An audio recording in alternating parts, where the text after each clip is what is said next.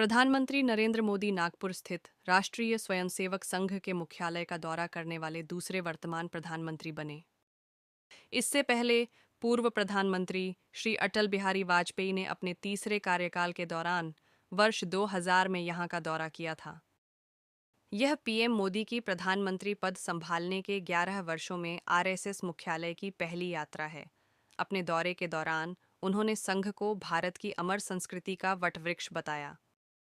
नागपुर में अपने व्यस्त कार्यक्रम के तहत प्रधानमंत्री मोदी ने सुबह सुबह डॉक्टर हेडगेवार स्मृति मंदिर में श्रद्धांजलि अर्पित की और संघ के संस्थापकों को नमन किया।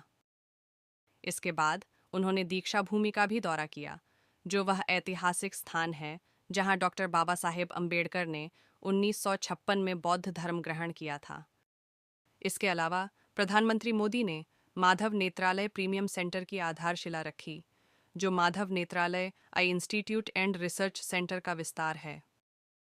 यह केंद्र पूर्व आरएसएस प्रमुख माधवराव गोलवलकर के नाम पर स्थापित किया गया है। नागपुर की उनकी यह यात्रा आरएसएस के साथ उनके जुड़ाव और संगठन की विरासत से उनके निरंतर संबंध को दर्शाती है।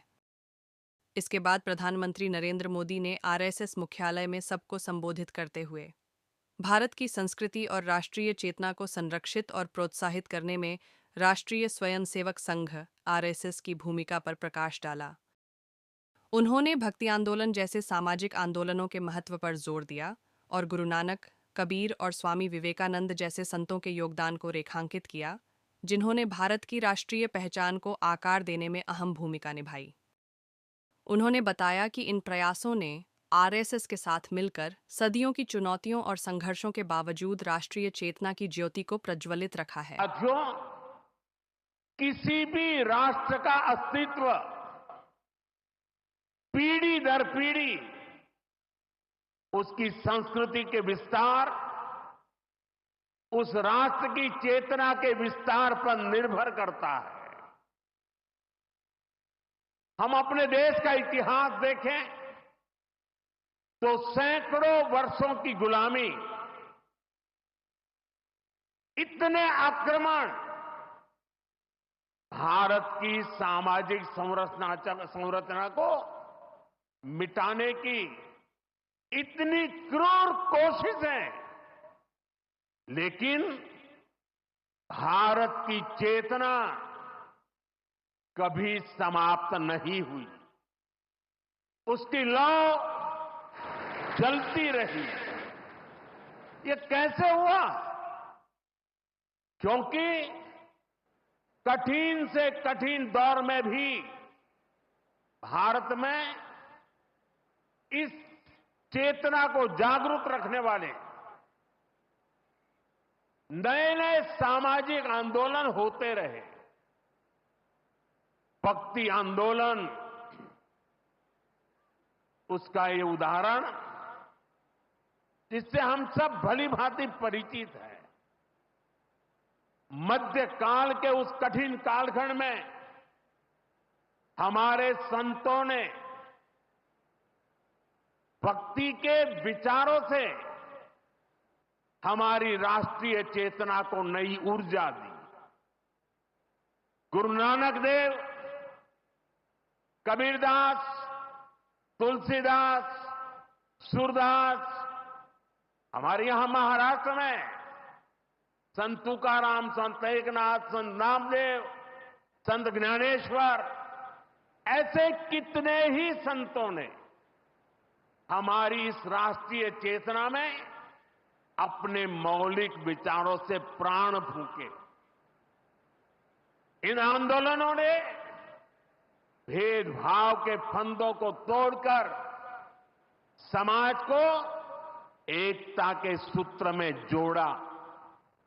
इसी तरह स्वामी विवेकानंद जैसे महान संत भी हुए। उन्होंने निराशा में डूब रहे समाज को झकझोरा, उसे उसके स्वरूप की याद दिलाई, उसमें आत्मविश्वास का संचार किया और हमारी राष्ट्रीय चेतना को बुझने नहीं दिया।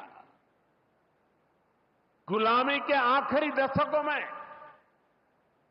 डॉक्टर साहब और गुरुजी जैसे महान व्यक्तित्वों ने इसे नई ऊर्जा देने का काम किया। आज हम देखते हैं राष्ट्रीय चेतना के संरक्षण और संवर्धन के लिए जो विचार बीज 100 साल पहले बोला गया, वो महान वटवृक्ष के रूप में आज दुनिया के सामने है। सिद्धांत और आदर्श इस वटवृक्ष को ऊंचाई देते हैं। लाखों करोड़ों स्वयंसेवक इसकी टहनी, ये कोई साधारण वटवृक्ष नहीं, राष्ट्रीय स्वयंसेवक संघ भारत की अमर संस्कृति का आधुनिक अक्षय वट है। ये अक्षय वट आज भारतीय संस्कृति को,